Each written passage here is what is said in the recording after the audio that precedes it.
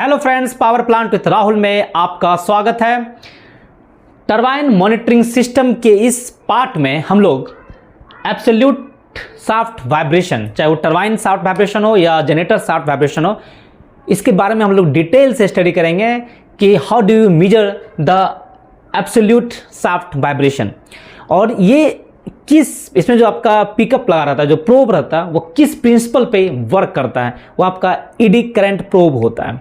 उसके बारे में हम लोग डिटेल से स्टडी करेंगे कि ईडी करंट प्रोब क्या है, ये किस प्रकार से वर्क करता है। तो इस वीडियो को ध्यानपूर्वक देखिएगा, बहुत ही इंफॉर्मेटिव वीडियो है, क्योंकि एब्सोल्यूट शाफ्ट वाइब्रेशन मेजर करने के लिए एक अलग अरेंजमेंट रहता है। जैसे आपने पहले वाले वीडियो में पढ़ा था कि बेयरिंग पेडेस्टल वाइब्रेशन मेजर करने के लिए आपका पीजोइलेक्ट्रिक सेंसर कहाँ पे लगा हुआ था, वो बेयरिंग पेडेस्टल पे ही माउंटेड था, क्योंकि डायरेक्टली उस वाइब्रेशन को मेजर कर रहा था। But shaft which is rotating at 3000 RPM, तो वहाँ पे प्रोब शाफ्ट में माउंटेड नहीं रहता है। शाफ्ट को के वाइब्रेशन को मेजर करने के लिए जो आपका सेंसर या प्रोब रहता है, वो शाफ्ट में माउंटेड नहीं रहता है, वो बेयरिंग पेडेस्टल में ही माउंटेड रहता है।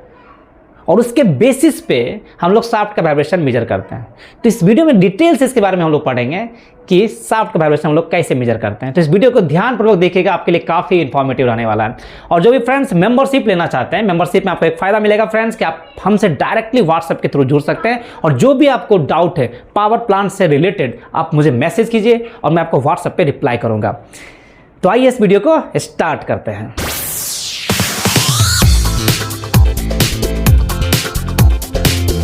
Friend, absolute shaft vibration measure करने के लिए आपका जो प्रोब लगा रहता है वो बेयरिंग पेडेस्टल पे ही माउंटेड रहता है।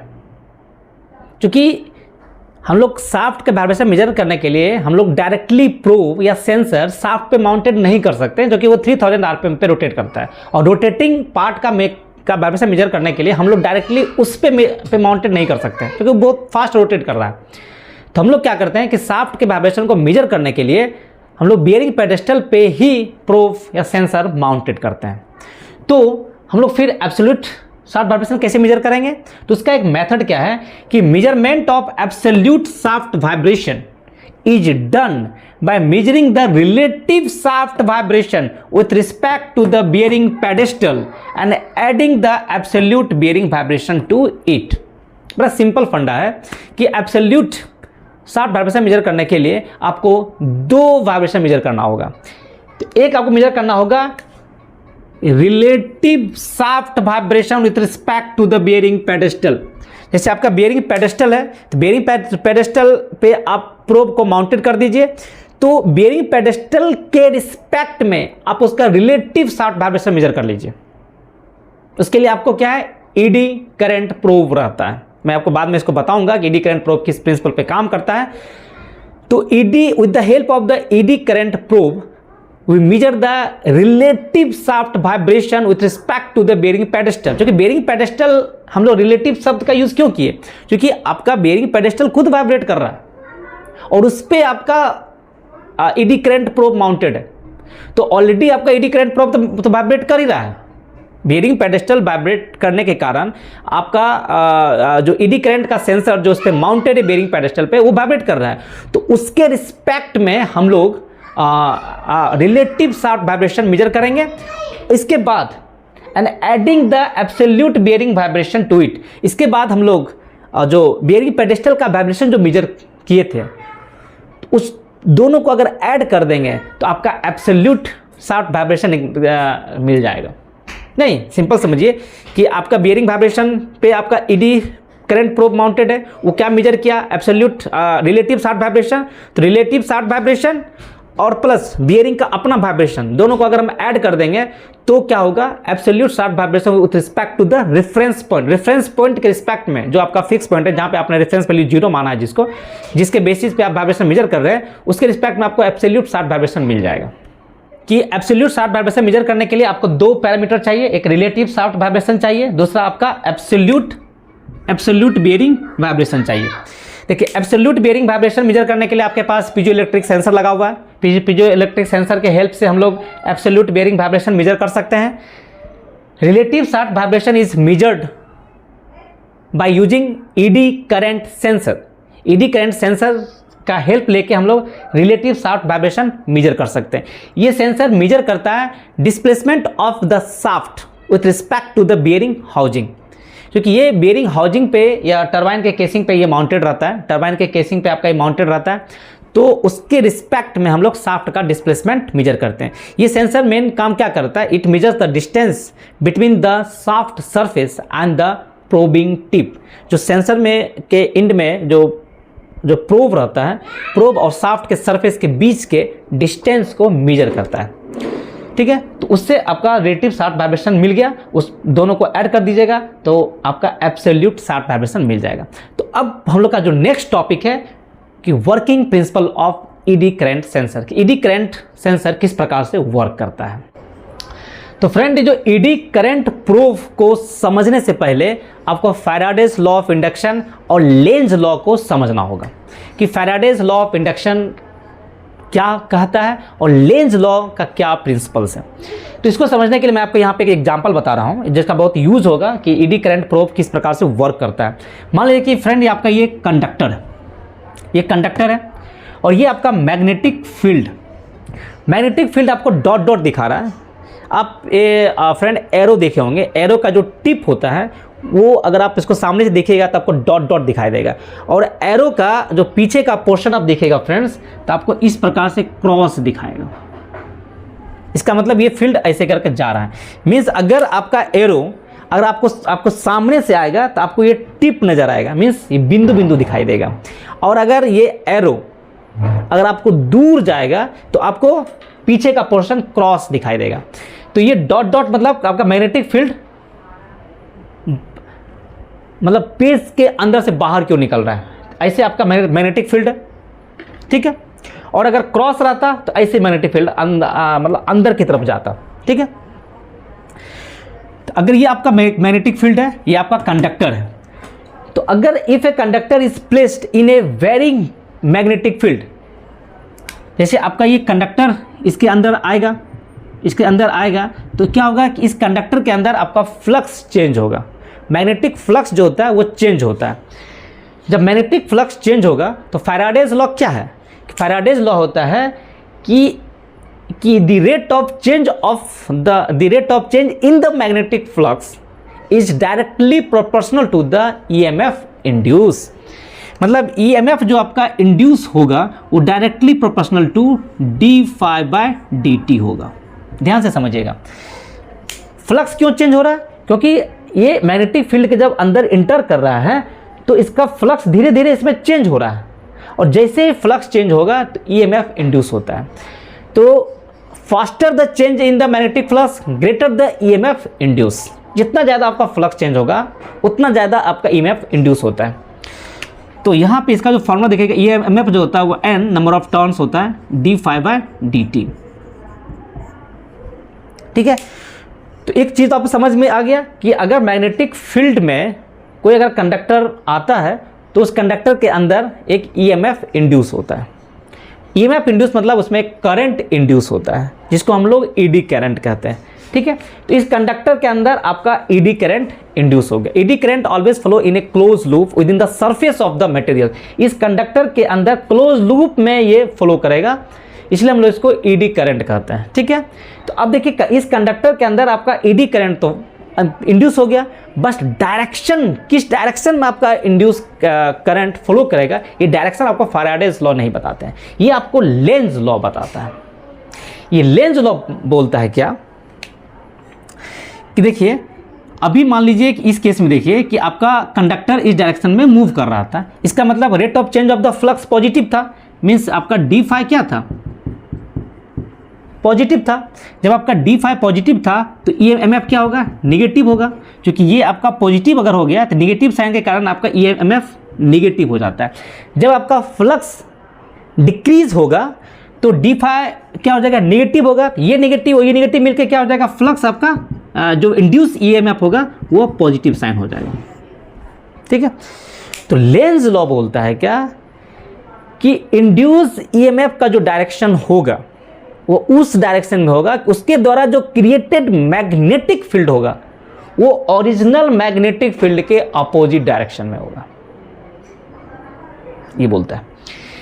कि मतलब अगर इस सरफेस में जो ईडी करंट प्रोड्यूस होगा उसके द्वारा जो मैग्नेटिक फील्ड इंड्यूस होगा, उस मैग्नेटिक फील्ड का जो डायरेक्शन होगा वो ओरिजिनल मैग्नेटिक फील्ड के डायरेक्शन के अपोजिट होगा, ये बोलता है। तो अब डायरेक्शन लेंज लॉ बताता है। लेंज लॉ समझ गए कि आपका जब फ्लक्स मान लीजिए कि इसमें आपका इसमें डी फाई आपका पॉजिटिव था, डी फाई जब आपका पॉजिटिव था तो ईएमएफ क्या हो गया, निगेटिव हो गया।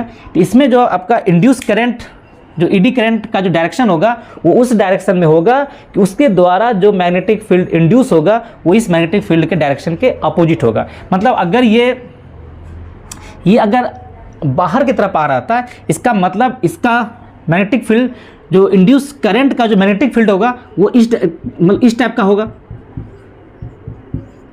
ऐसे करके होगा, है ना, ये इस टाइप से होगा। तो अब इस टाइप होने के मतलब ये यहाँ से निकल रहा है और ऐसे करके जा रहा है। अगर इसका हम छोटा सा पट्टी लें, मान लीजिए छोटा सा पोर्शन लेते हैं अगर, तो ये देखिए यहाँ पे डॉट है और इसके बगल में क्या क्रॉस होगा। इसका मतलब मैग्नेटिक फील्ड का डायरेक्शन कैसे होगा, ऐसे करके होगा। मैग्नेटिक फील्ड का डायरेक्शन मतलब इस प्रकार से डायरेक्शन होगा। अब अपना राइट हैंड रूल पढ़े होंगे कि राइट हैंड रूल क्या होता है कि आपका जो फिंगर होता है ये direction of the magnetic field बताता है। तो अब अभी देखिए क्या है कि आप देखिए ये इस प्रकार से देखिए, ऐसे मतलब आप हाथ को इस प्रकार से रखिए, आप हाथ को ऐसे रख सकते हैं या हैंड को आप ऐसे रख सकते हैं। आप अगर हैंड को ऐसे रखते हैं तो ये जो आप फिंगर को क्राउल कर रहे हैं ये डायरेक्शन देगा मैग्नेटिक फील्ड का। तो मान लीजिए कि अभी क्या था, ये ऐसे करके निकल रहा है और ऐसे करके जा रहा है, मीन्स आपका मैग्नेटिक फील्ड यहाँ से ऐसे करके जा रहा है। तो अगर आप इसको दीजिएगा तो अपोजिट हो जाएगा। तो आपको फिंगर को क्या करना है, उल्ट अपोजिट ऐसे करना पड़ेगा। अब देखिए यहाँ से जा रहा है और यहाँ से निकल रहा है, ठीक है। तो ये जो थंब का जो डायरेक्शन होगा ये आपको डायरेक्शन बताएगा, ये आपको क्या बताएगा, डायरेक्शन, ठीक है। तो देखिए यहाँ पे क्रॉस है, मीन्स आपको टेल साइड दिखेगा, देखिए टेल दिख रहा है ना, टेल, और यहाँ से इधर से आपको निकलेगा बाहर टिप, आपको टिप दिख रहा है, डॉट दिखेगा। इसका मतलब इसका जो डायरेक्शन होगा वो आपको नीचे की तरफ होगा, इस डायरेक्शन में होगा। मीन्स अभी जो इसमें करंट जो फ्लो करेगा वो इस डायरेक्शन में करंट फ्लो करेगा और इसके द्वारा जो मैग्नेटिक फील्ड जो जनरेट हो रहा है वो इसके अपोजिट में आ रहा है। ये आपका लेंज लॉ है और इसी दोनों लॉ के आधार पे आपका ईडी करंट प्रोब काम करता है। ईडी करंट प्रोब किस प्रकार से वर्क करता है, देखिए ये क्या है, नॉन कॉन्टैक्ट टाइप सेंसर्स होता है। ये नॉन कॉन्टैक्ट टाइप सेंसर्स होता है that measures the relative distance between the sensor tip and the rotating shaft. इसमें क्या होता है कि सेंसर के टिप में सेंसर टिप रहता है, टिप प्रोब टिप रहता है और रोटेटिंग शाफ्ट है, इसके बीच में थोड़ा सा गैप रहता है, इसलिए इसको नॉन कॉन्टैक्ट टाइप कहते हैं। जैसे जिस सरफेस का आपको वाइब्रेशन मेजर करना है उस पर डायरेक्टली ये माउंटेड नहीं रहता है, इसलिए उसको नॉन कॉन्टैक्ट टाइप कहते हैं। जैसे आपका रोटेटिंग शाफ्ट है और सेंसर में जो आपका प्रोब टिप है इसके बीच जो डिस्टेंस रहता है उसको ये मेजर करता है। तो it measures the relative distance between the sensors and the rotating shaft, ठीक है। It operate based on the principle of electromagnetic induction and the generation of eddy current. Mainly इसमें दो चीज़ पे ये वर्क करता है ईडी करंट प्रोब। एक तो इलेक्ट्रोमैग्नेटिक इंडक्शन प्रिंसिपल पे काम करता है और induction of the generation of the eddy current, ED current का जो जनरेशन होता है उस पे ये काम करता है। ईडी करंट सेंसर का वर्किंग प्रिंसिपल देखते हैं। फर्स्ट इसमें स्टेप होता है generation of a magnetic field. ठीक है, इसमें जो आपका प्रोब रहता है, the probe contains A coil of wire. जो प्रोब रहता है फ्रेंड्स, प्रोब में आपका एक कॉइल ऑफ वायर होता है।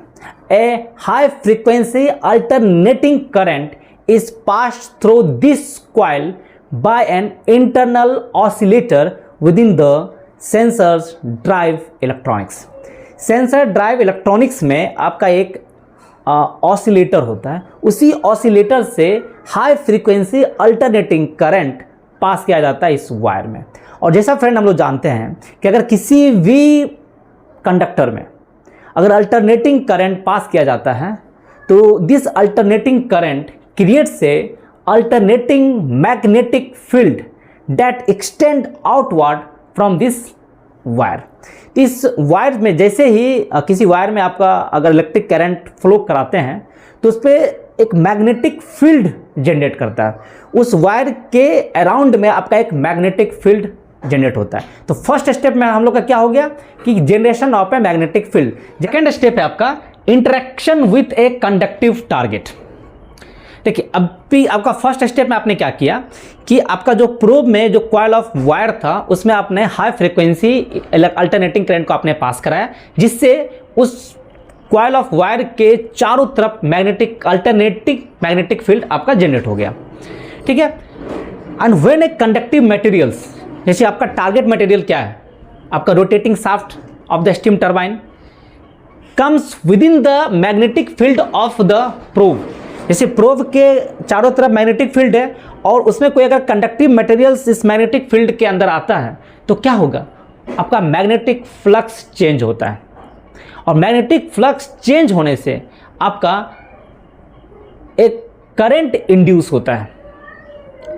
The current induce within the target materials and this current is known as the eddy current.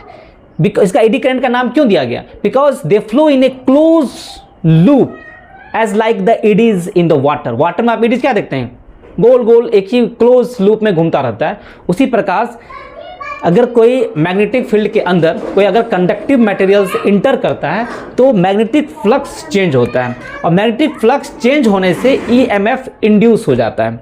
और ईएमएफ जो इंड्यूस होता है वो क्या होता है कि रेट ऑफ, आप फैराडेज लॉ पढ़े होंगे। फैराडेज लॉ क्या होता है कि अगर किसी मैग्नेटिक फील्ड के अंदर कोई अगर कंडक्टर इंटर करता है तो कंडक्टर का जो मैग्नेटिक फ्लक्स जो होता है वो चेंज होता है, और rate of change of magnetic flux is directly proportional to the EMF induce. Third step क्या है आपका, creation of an opposing magnetic field. देखिए अभी तक आपने क्या देखा कि आपने पहले मैग्नेटिक फील्ड जो प्रोब कॉइल था उसमें मैग्नेटिक फील्ड आपने जनरेट किया। उस मैग्नेटिक फील्ड के अंदर जब आपका टारगेट शाफ्ट जो आपका rotating shaft of the steam turbine था वो जैसे अंदर आया उसमें मैग्नेटिक फ्लक्स चेंज हुआ। मैग्नेटिक फ्लक्स चेंज होने से उसमें ईएमएफ इंड्यूस हुआ, मीन इंड्यूस करंट हो जाता है, ईडी करंट उसमें इंड्यूस हो जाता है। बट ईडी करंट इंड्यूस तो हो गया, but direction of the eddy current वो फैराडेज लॉ नहीं बता पाता। फैराडेज लॉ सिर्फ बताता है कि whenever a conductor is placed in a varying magnetic field an electromotive force is induce and the rate of change of the induced EMF is directly proportional to the rate of change of the flux। कि rate of change of the flux पे आपका EMF induce होता है, उस पर depend करता है। But जो ईडी करंट जो इंड्यूस हो रहा है टारगेट सरफेस पे वो किस डायरेक्शन में इंड्यूस करना ईडी करंट फ्लो करेगा, ये डायरेक्शन बताता है आपका लेंज लॉ। लेंज लॉ के आधार पे बताता है कि आपका एक ईडी करंट जो इंड्यूस हुआ है उसका डायरेक्शन क्या है, और वो भी अपना ऑन मैग्नेटिक फील्ड जनरेट करेगा। ईडी करंट तो इंड्यूस हो गया टारगेट सरफेस पे, टारगेट सरफेस पे जो ईडी करंट इंड्यूस हुआ they can also generate their own magnetic field. Eddy current जैसे मान लें कि आपका रोटेटिंग शाफ्ट है, रोटेटिंग शाफ्ट में ईडी करंट इंड्यूस हो गया, ये ईडी करंट भी अपना मैग्नेटिक फील्ड जनरेट करेगा। And the direction of this secondary magnetic field opposes the original magnetic field generated by the probing tip। जो प्रोबिंग टिप के द्वारा जो ओरिजिनल में जो मैग्नेटिक फील्ड जनरेट हो रहा था उसको ये अपोजिट डायरेक्शन में जनरेट होगा ईडी करंट के द्वारा मैग्नेटिक फील्ड। मीन्स अभी आपका दो मैग्नेटिक फील्ड जनरेट हो गया। एक आपका इनिशियल मैग्नेटिक फील्ड जनरेट हुआ था due to the high frequency current passing through the probe wire में जो मैग्नेटिक फील्ड जनरेट हुआ था, इलेक्ट्रिक अल्टरनेटिंग करंट आप पास करा रहे थे, उससे जो आपका मैग्नेटिक फील्ड जनरेट हुआ था, और एक और मैग्नेटिक फील्ड जनरेट हो रहा है ईडी करंट के कारण। लेकिन इस दोनों मैग्नेटिक फील्ड का जो डायरेक्शन होगा वो अपोजिट डायरेक्शन होगा, और ये डायरेक्शन कौन बताता है, लेंज लॉ। फोर्थ स्टेप क्या होगा, चेंज इन कॉइल इंपीडेंस। देखिए कॉइल का इंपीडेंस में आपका चेंज हो जाता है। कैसे चेंज होता है कि अभी आपका दो मैग्नेटिक फील्ड आ गया। The interaction between the magnetic field created by the probe tips and the opposite magnetic field created by the induced eddy current change the impedance of the probe tip। ठीक है, क्योंकि आपका ये जो probe tip है, देखिए friend आपका probe tip है, प्रोब टिप के द्वारा जो आपका मैग्नेटिक फील्ड जनरेट हो रहा है, इस मैग्नेटिक फील्ड के कारण आपका जो रोटेटिंग शाफ्ट है उसमें एडी करंट डेवलप हुआ था, और एडी करंट के कारण जो मैग्नेटिक फील्ड जनरेट होगा, सेकेंडरी मैग्नेटिक फील्ड, वो इसको क्या करेगा, अपोज करेगा। तो इससे क्या हो जाता है कि इस प्रोबिंग टिप का जो होता है वो आपका इम्पीडेंस मतलब resistance to the AC current वो आपका अल्टर हो जाता है, चेंज हो जाता है। तो फ्रेंड, जैसे जैसे आपका probing coil and rotating shaft जो टारगेट आपका है जिसका आपको वाइब्रेशन मेजर करना है, इसके बीच का डिस्टेंस अगर अल्टर होगा तो इंड्यूस ईडी करंट जो होता है उसका भी आपको चेंज हो जाता है। जैसे क्या होता है कि जैसे अगर इस दोनों के बीच का डिस्टेंस जितना डिक्रीज होगा उतना ज़्यादा इंड्यूस ईएमएफ का मैग्नीट्यूड इंक्रीज हो जाएगा, उतना ज़्यादा आपका ये जो ईडी करंट का जो स्ट्रेंथ होता है उतना ज़्यादा होगा, और जितना ईडी करंट का स्ट्रेंथ ज़्यादा होगा उतना स्ट्रोंगर मैग्नेटिक फील्ड जनरेट होगा, ठीक है। और जितना ज़्यादा सेकेंडरी मैग्नेटिक फील्ड जनरेट होगा उतना ज़्यादा जो ओरिजिनल मैग्नेटिक फील्ड को चेंज करेगा, उसमें उतना ज़्यादा इंटरेक्शन आएगा, और उससे कॉइल का इम्पीडेंस उतना ज़्यादा चेंज हो जाएगा। कॉइल का इम्पीडेंस मतलब क्या होता है कि resistance to the flow of electric current, ठीक है। जैसे प्रोब के द्वारा मैग्नेटिक फील्ड जनरेट हो रहा है और इधर ईडी करंट के द्वारा भी मैग्नेटिक फील्ड जनरेट हो रहा है। जैसे जैसे अगर दोनों क्लोज आएगा तो दोनों के मैग्नेटिक फील्ड में आपस में इंटरेक्शन शुरू हो जाएगा, दोनों एक दूसरे के स्ट्रेंथ को कम करने का कोशिश करेगा, तो उससे कॉइल का इम्पीडेंस आपका चेंज हो जाता है। जैसे जैसे दोनों का डिस्टेंस बढ़ेगा, प्रोबिंग टिप और रोटेटिंग शाफ्ट के बीच का डिस्टेंस अगर बढ़ेगा तो टारगेट जो रोटेटिंग शाफ्ट में जो करंट जो इंड्यूस होगा, ईडी करंट का जो मैग्नीट्यूड होता है उतना कम हो जाएगा, उससे उसका मैग्नेटिक फील्ड जो जनरेशन होगा उसका स्ट्रेंथ भी कम हो जाएगा, तो उतना आपको इंटरफेरेंस नहीं कर पाएगा। तो जितना ज़्यादा डिस्टेंस होगा between the probing tip and the rotating shaft उतना आपका कॉइल के इम्पीडेंस में चेंज कम होगा, जितना कम डिस्टेंस होगा उतना आपका greater change in the coil impedance होगा। इसके बाद है आपका सिग्नल प्रोसेसिंग एंड आउटपुट। देखिए, sensor, driver, electronics continuously monitor the impedance of the probing tip. The change in the impedance, which is directly proportional to the distance of the conductive target from the probing tip, is converted into an electrical signal.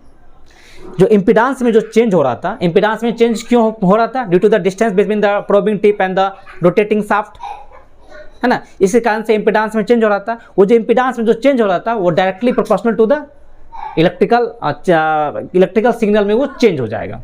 Change in impedance is converted into the electrical output signal, और जो output signal जो होता है वो directly proportional to the distance between the probing tip and the target object, है ना। तो the fluctuation in the distance between the probing tip and the rotating shaft due to the vibration fluctuate the output of the electrical signal. और जो electrical signal के output में जो change आता है, जो उसके फ्लक्चुएशन जो होता है उसको एनालाइज किया जाता है, और इससे आप वाइब्रेशन का जो एम्पलीट्यूड होता है, फेज होता है एंड फ्रीक्वेंसी आप वहाँ से हम लोग मेजर कर सकते हैं। Due to the fluctuation in distance between the probing tip and the rotating shaft due to the vibration, इससे क्या होगा कि आपका कॉइल के इम्पीडेंस में चेंज होगा। कॉइल के इम्पीडेंस में चेंज होने से वो अल्टीमेट कन्वर्ट हो जाएगा आपका इलेक्ट्रिकल आउटपुट सिग्नल में, और इलेक्ट्रिकल आउटपुट सिग्नल का जो स्ट्रेंथ होता है डिपेंड करता है gap between the probing tip and the rotating shaft.